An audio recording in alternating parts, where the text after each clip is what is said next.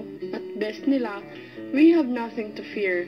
Itataas namin ang bandera ng Pilipinas and nataas na kami proud sa kung ano ang meron kami at kung ano ang meron na mukha ng isang Pilipina. Sa pag-workout, ang mga girls naman, Ano ko nga budget. Alam mo, the best workout, dako. Alam mo, ayaw ko pang umang kasi sobrang sakit ng dito ko. Alam mo, actually, wala na akong pakialam sa weekly budget. Gusto ko talaga ito makuha kasi it's like you're representing the Philippines. Pag mapanalo natin to, Filipinos will be proud kasi sabihin na kaya mo compete ng Pilipino. Diba? Sa pageant, it's not just you have to work out para your figure will be perfect when the pageant comes. It's all about mentally preparing yourself.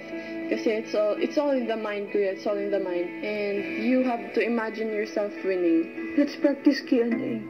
Sige, wait, let's define beauty. Dapat tayo tatlo may own definition ng beauty. Beauty is having the gift of acceptance of who you are. Beauty is having the acceptance of your imperfections, your tough opponents.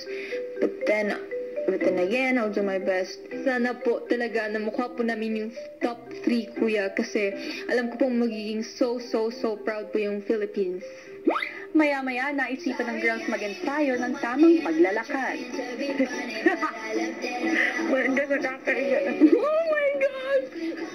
Wala naman si Shit. Maganda ka rin.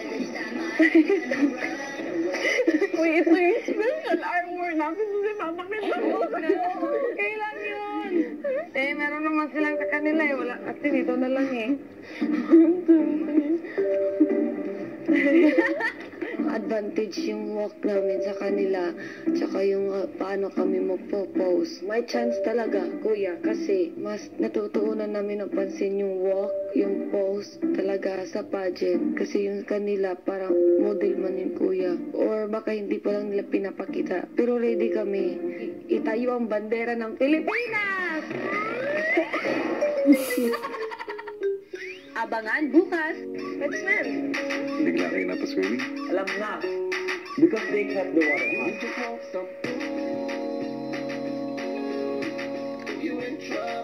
Magkakaroon ng isang Phil Brazilian party sa loob ng bahay ni Kuya. Oh my God! Yeah! At sa isang party, hindi mawawala ang espesyal na pagkain. Balon. And you have to eat. Enrique! Go!